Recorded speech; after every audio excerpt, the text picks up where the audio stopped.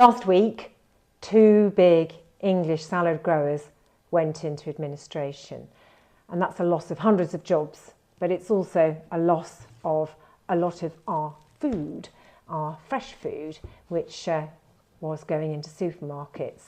I think it was Aldi was the main supplier. Anyway, this is happening at a rate of knots. A lot of fresh food growers are giving up the ghost and either just shutting up shop or going into administration. And the main reason why is because of Brexit. We ended up with this Brexit, which saw us be self-sanctioned. We have trade barriers, non-tariff barriers, checks for our food to export anything over to Europe. But this government allowed European or any imports coming in from Europe to arrive here without the same checks. So we sanctioned ourselves and then made an unlevel playing field for ourselves in our own market. And this has meant that the imports have been able to come in and undercut British food. It happened with pork, it happened with eggs, and it's been happening with fruit and vegetables and salads in particular. And the salads companies are now no longer able to continue because the supermarkets have reneged on the contracts and chosen to import the salads from Holland because they're cheaper. The growers here have been really struggling with high input costs because of the Ukraine war, but also we've had an added extra bit of inflation because of Brexit. The removal of the labour source has also been inflationary because these growers have had to pay more for staff to help them produce the food.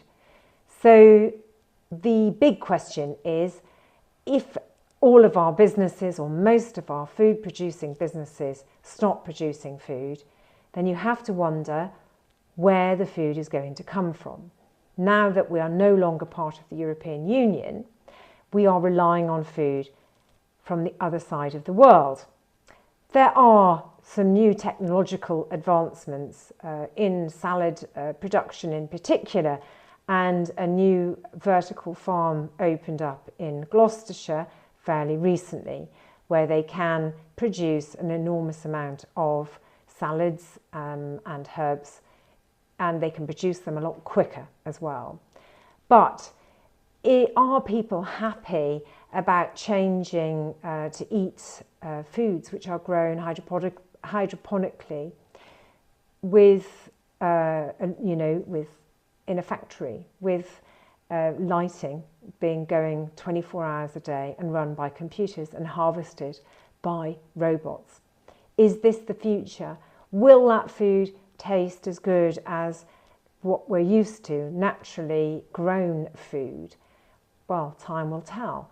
Are we going to a world where only the rich will be able to afford the naturally grown food, the traditional tasty food, and is everybody else going to have to eat tasteless foods grown in water and harvested by robots? Is that where we're headed? And are you happy with that? Do you think that's a good thing or a bad thing?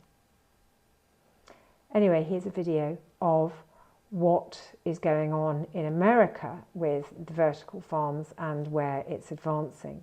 But it certainly looks as though this is the brave new world that we're going decades ahead. I'm going to be exploring a brave new world of futuristic advances in digital technology and how these could potentially be married up with more time-honored traditions. I want to find out if the future of farming is going to be farmer-free, or if these advances are going to open up a whole new world of high-skilled career opportunities while helping achieve global food security. I'm heading to a new breed of farm that seems to be a natural home for all the technology you could throw at it. Expected to be worth a staggering $50 billion by 2026, the indoor farming technology market is now a serious player when it comes to producing food. Whoa, look at this. This is insane. The sheer size of this, how tall is this? It's about 55 feet high. This is a metric cube. So this is kind of 10 by 10 by 10. So if you picture each one of these rows, you're looking at 13,000 plants. I'm inside the world's first fully automated indoor farm. Sitting on just over 1 acre of land, 10 acres worth of produce is grown by stacking the fields one on top of the other, producing a massive 2 million pounds of lettuce each year alone. You cannot see a space in between these. They're way denser than you could ever get in the outside world. With the entire growing system controlled by computers, I can see how something like the plant sensor would fit really well in this world. This is almost like coding. It's almost like biological coding, programming plants, understanding their behavior and trying to elicit that behavior by programming their environment. Absolutely, and that's really the big step, is moving from learning how to improve growing because I saw something or we saw something and it looked good, so we want to try and replicate it, to actually using cameras, using artificial intelligence to detect those differences. And so we can be iterating on a much, much faster basis. I think there's something happening behind us and I'm kind of worried that the robots are taking over. What you're seeing is actually one of the plants and one of the tables coming all the way down from where it was growing on its way out to get harvested. I feel like I'm in a space station and super perfect lettuce has just magically appeared from the heavens. And the automation doesn't stop there. What would traditionally be a labor-intensive process has been given the full tech overhaul, saving time and money, ultimately allowing the team to have between 17 to 20 more growing cycles than outdoor agriculture each year. And then what happens? After that, you just stack it on here. And that's it. So 200 plants in like 10 seconds or less. And that's how we do it. Astonishingly, it takes just 10 people to plant, manage, and harvest the tens of thousands of crops that pass through here every single day of the week. So after these have been rehomed into their bigger modules, where do they go next? Yeah, so then we take them and we put them into large tables. Yeah. Which is what they're going to end up living in as they work their way through our grow zone. Okay. And we end up doing, with this exact process, 70 to 80,000 plants a day. In roughly 20 days, the crops have matured and are ready to harvest, a process that takes 3 to 4 times longer in traditional agriculture. To find out how urban farms like this one are going to revolutionize our food production system in the future, I'm catching up with 80 Acres co-founder Mike Zelkind. In the future, will you ever see things like the carbs that fuel humanity? You know, your wheat, your corn, your soy being grown in a system like this? Yeah, we feel that to really make vertical farming become important in this world, we all have to get beyond lettuce. Yeah, it's not a salad machine. Exactly. Will it be growing corn and wheat?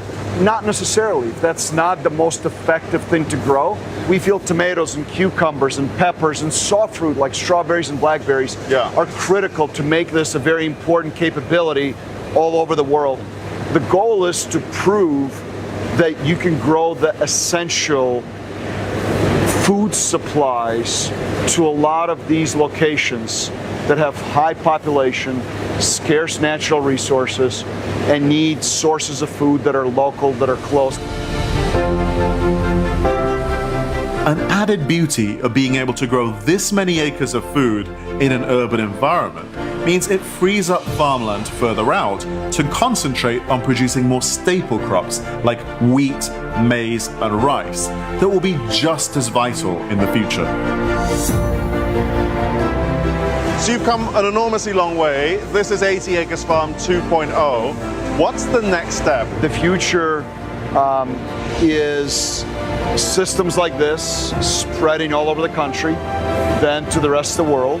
10 years ago, this was science fiction. Today, it's possible. In 5 years, it'll be so ubiquitous that we will be shocked that this wasn't done before. It's hard to imagine what it's going to be like if much of our farmland is replaced with factories growing food, and what the country will look like It's also disconcerting that the country hasn't been asked whether it actually wants this to happen.